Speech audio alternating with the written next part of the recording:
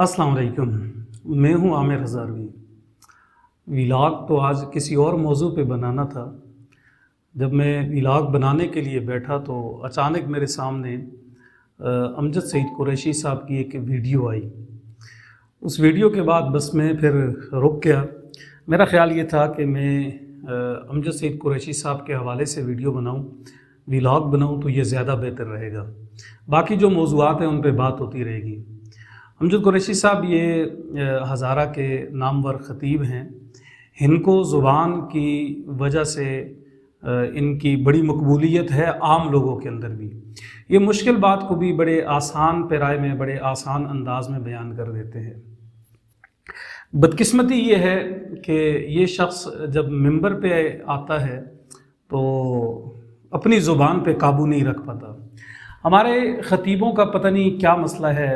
हमने देखा है कि मुल्क भर के अंदर हमारे जो खुतबा हैं वो बोलने के मामले में हद दर्जा बेएहतियात वाक़ हुए हैं। रसूलुल्लाह के मिंबर पे खड़े होके गाली देना, किसी को कुत्ता किसी को कहना, बुरा भला कहना, मेरा ख़्याल है ये कोई अच्छी बात नहीं है।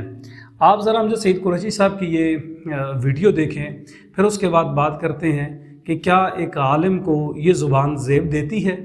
और दूसरा, मैंने बाकी खुतबा को, हमारे मुल्क के अंदर बाकी ख़तीब भी हैं, उनको छोड़ के सिर्फ अमजद सईद कुरैशी को ही मौजू क्यों बनाया, मौजू बहस।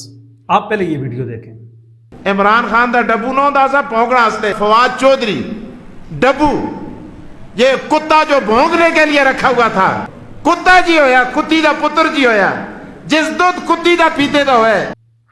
आपने वीडियो देख ली।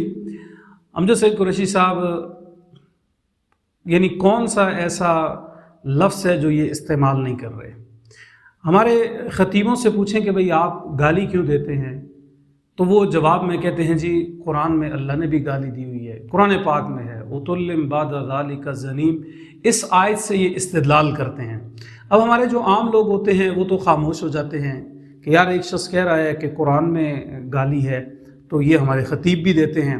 अब आम लोगों का मुंह बंद करने के लिए तो आप ये आयत पढ़ देते हैं कि ठीक है जी, एक वो शख्स है जिसका नसब मशकूक है।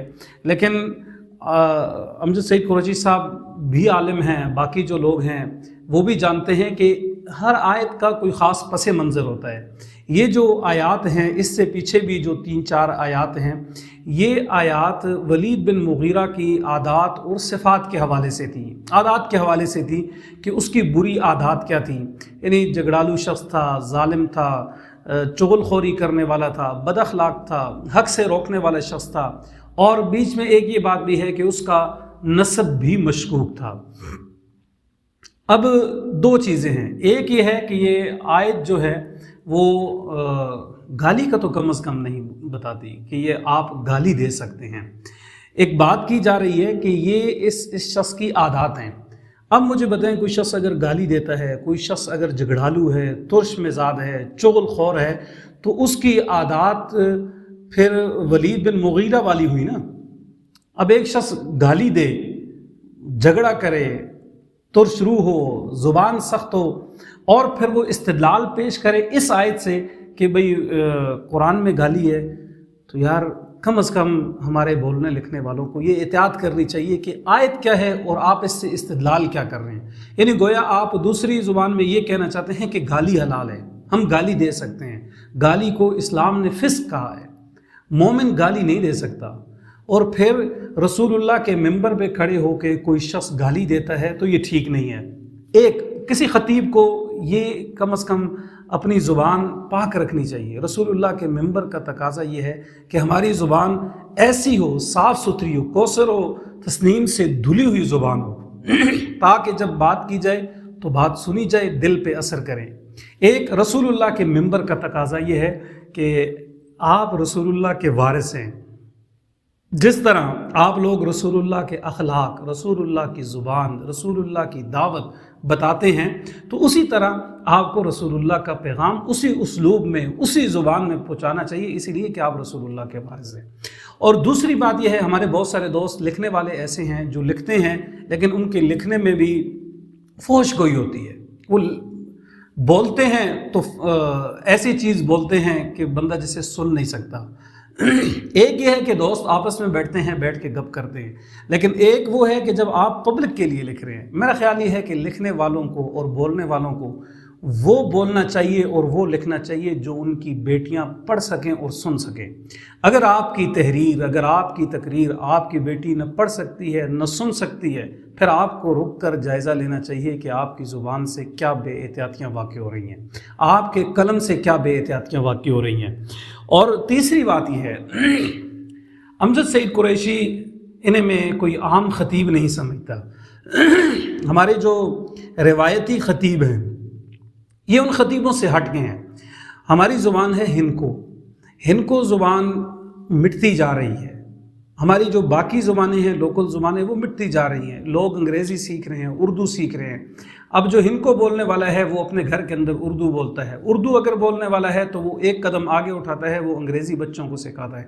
ہمارے بہت سے بچے فن سے ناآشنا ہو گئے ہیں، زبان بولنا چھوڑ گئے ہیں۔ امجد سعید قریشی کو میں ہندکو زبان کا سفیر سمجھتا ہوں، یعنی قدرت نے اس کی وجہ سے ہندکو زبان میں مٹھاس رکھ دی ہے۔ یہ شخص جب ہندکو میں بات کرتا ہے تو ایک چاشنی پیدا ہوتی ہے، ایک لطف آتا ہے، کانوں کو یہ ہندکو بولتا ہوا ان کا لہجہ بھلا لگتا ہے۔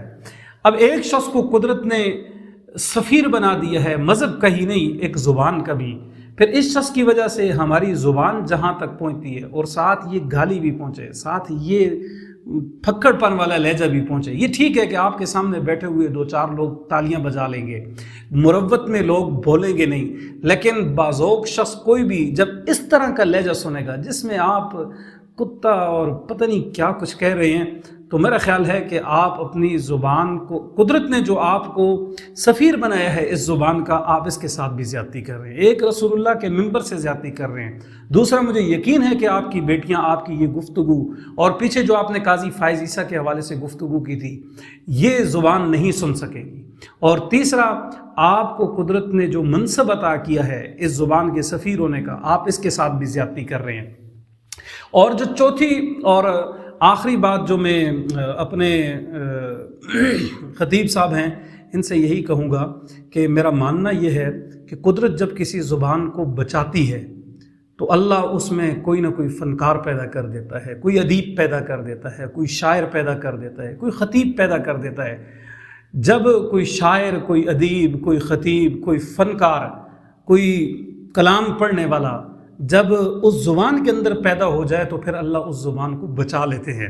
آپ لوگ زبانوں کو بچانے کا ایک ذریعہ بھی ہیں، تو آپ اپنی زبان کے حوالے سے احتیاط کریں۔ مجھے امید ہے کہ میری کوئی بات ایسی سخت نہیں ہوگی، آپ کو بری نہیں لگے گی، اور آپ ضرور سوچیں گے میرا مقصد کوئی تضحیک نہیں تھا، میرا مقصد کوئی لان تان کرنا نہیں تھا، کوئی وہ انداز بھی نہیں تھا جو آپ لوگوں کا ممبر پہ ہوتا ہے اور بس پھر رگڑی جاؤ، کتری جاؤ، جی کہی جاؤ جو کہہ سکتے ہیں۔ تو امید ہے کہ آپ سوچیں گے اور احتیاط برتیں گے۔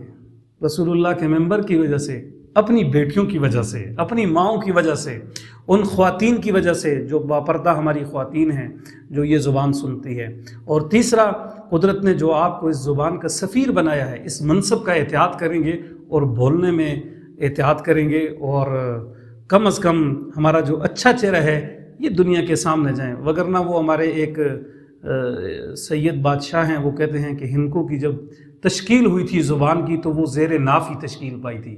ہمارے زبان میں گالیوں کے علاوہ کیا ہے؟ لٹریچر تو دنیا کے سامنے بہت کم آیا ہے اور باقی کام بھی بہت کم ہوئے، لیکن اگر اسلام اور اسلام کا پیغام ہندکو زبان کے ذریعے سے جا رہا ہے تو قریشی صاحب بڑا خیال کرے ہو، بڑی ذمہ داری ہے تواڈے تے۔ بہت شکریہ۔